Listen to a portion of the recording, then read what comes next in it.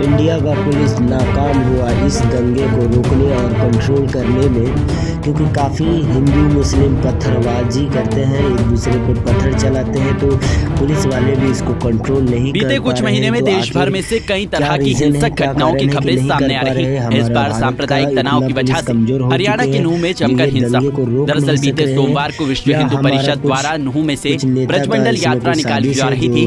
तय प्लान के मुताबिक मेवात में शिव मंदिर के सामने से ब्रजमंडल यात्रा निकाली जा रही थी, तभी यात्रा पर पथराव हो गया। इस ब्रजमंडल यात्रा में बजरंग दल के कई कार्यकर्ता पहुंचे थे। थोड़ी ही देर में विवाद इतना बढ़ गया कि देखते ही देखते कई गाड़ियों को आग के हवाले कर दिया गया। कई दुकानों में तोड़फोड़ शुरू हो गई। सब तरफ बस भीड़ ही भीड़ थी।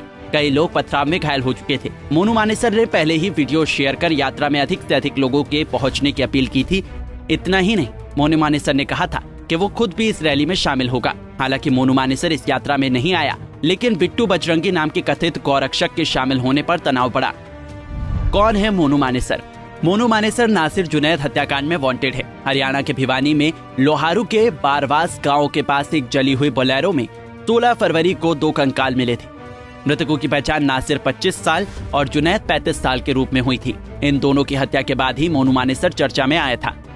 इस हिंसा में अब तक 5 लोगों की मौत हो चुकी है। नूंह में पुलिस बल तक हिंसा पर काबू पाने के लिए कम पड़ गया। ऐसे में हिंसा प्रभावित क्षेत्र में गुरुग्राम से मेवात फोर्स भेजा गया, तो इस बीच हमलावरों ने मेवात से गुरुग्राम जा रही पुलिस की गाड़ियों पर भी पथराव कर दिया।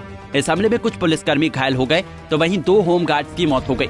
नूंह में हिंसा के बाद गुरुग्राम के सेक्टर 57 में भीड़ के हमले ने एक शख्स की मौत हो गई और एक मस्जिद में आग लगा दी गई, जिसके बाद पूरे इलाके में धारा 144 लागू की गई। इस घटना को लेकर पुलिस के एक अधिकारी ने बताया कि भीड़ ने गोलियां चलाई, जिसके कारण 2 लोग घायल हो गए और इनमें से एक ने इलाज के दौरान दम तोड़ दिया। कानून व्यवस्था बनाए रखने के लिए हरियाणा के नूंह में अर्धसैनिक बलों की 15 कंपनियां तैनात की गई हैं। नूंह में हिंसा के बढ़ते मामले को देखते हुए केंद्रीय गृह मंत्रालय ने अर्धसैनिक बलों को तैनात करने का फैसला किया। राज्य सरकार ने केंद्रीय गृह मंत्रालय से इसकी मांग की थी। हरियाणा में भड़की हिंसा के बाद गृह मंत्री अनिल विज का भी बयान सामने आया है। नूंह में स्थिति पूरी तरह से नियंत्रण में है। नूंह में इंटरनेट सेवाएं बंद कर दी गई हैं और नूंह में कर्फ्यू लगा दिया गया है। सफिशिएंट मात्रा में पुलिस फोर्स वहां मूव कर दी गई है। कल जैसे ही हिंसा की खबर आई थी, पहले जो नूंह के साथ लगते जिले हैं फरीदाबाद, पलवल, गुड़गांव, झज्जर, रेवाड़ी से हमने फोर्सेस वहाँ पे मूव कर दी थी। आज हरियाणा के बाकी हिस्सों से भी कुछ पुलिस अधिकारियों को और कुछ फोर्स को मूव किया जा रहा है। वहाँ पर एक एक सेक्टर बना के एक एक आईपीएस को जिम्मेवारी दी जा रही है। हमारे डीजीपी पीके अग्रवाल खुद मौके पर पहुंच चुके हैं और स्थिति को उन्होंने नियंत्रण में ले रखा है। हमारी एडीजीपी लॉ एंड ऑर्डर मौके पर है और कल जब किसी मंदिर में बहुत बड़ी संख्या में लोगों को बंदी बना लिया गया था और वहां से निकलना बड़ा मुश्किल था, अंदर से जिम्मेवार लोगों ने मेरे पास गूगल लोकेशन भेजी। मैंने प्रशासन को कहा तो ममता सिंह ने बड़ी दिलेरी के साथ पुलिस फोर्स को लीड किया।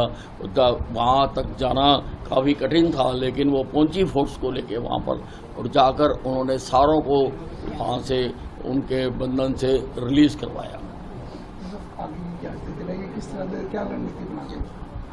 देखिए, जिस स्तर की ये हिंसा हुई है, ये अचानक भड़की हुई हिंसा तो नहीं है।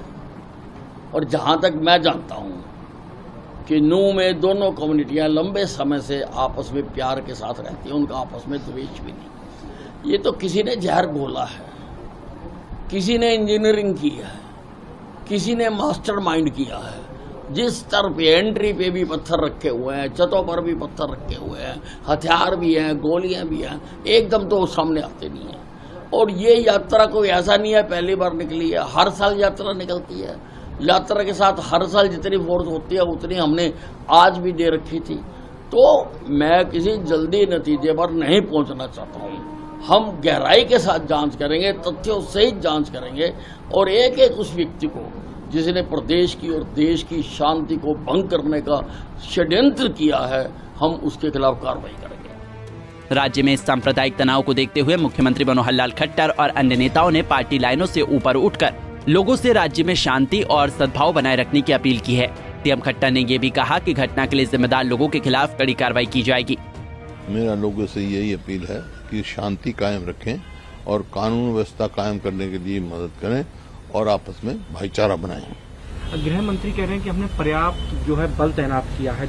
वही मैं कह रहा हूँ, अब पर्याप्त उन्हें भेजा होगा, लेकिन पहले जितनी होनी चाहिए थी उतनी नहीं है जो मैंने सुना है। हरियाणा का मेवात नूह इलाका गौ तस्करी के विवाद में पहले से ही बेहद संवेदनशील रहा है। ये इलाका देश की राजधानी से सिर्फ 1.5 घंटे की दूरी पर है। नूह हिंसा की आग कुछ देर में हरियाणा के सोहना और गुरुग्राम तक पहुंच गया। सोहना इलाके में भी दोनों पक्षों की तरफ से गाड़ियों में आग लगा दी गई। दोनों ही पक्षों की ओर से पत्थर चलाए गए। आपको बता दें कि नूह के साइबर थाने पर भी उपद्रवियों द्वारा हमला किया गया। यहाँ तैनात सिपाही ने बताया कि हजारों की संख्या में भीड़ ने थाने पर हमला किया।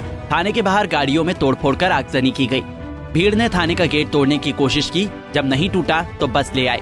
बस से थाने की दीवार तोड़ी गई। इसके बाद पथराव किया गया। हिंसा की घटनाओं को देखते हुए पुलिस ने सोशल मीडिया पर भी भड़काऊ पोस्ट को लेकर चेतावनी जारी की है। पुलिस ने इस मामले में 11 एफआईआर दर्ज की है और 27 लोगों को हिरासत में लिया है।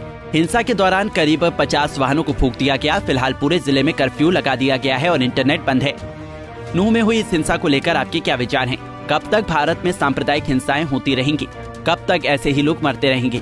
सरकार को ऐसी हिंसाओं को रोकने के लिए जल्द से जल्द कोई सख्त कदम उठाना चाहिए। बेल आइकन को बजा दे और प्लीज आप सब भी bureau report, Punjab Kesari TV.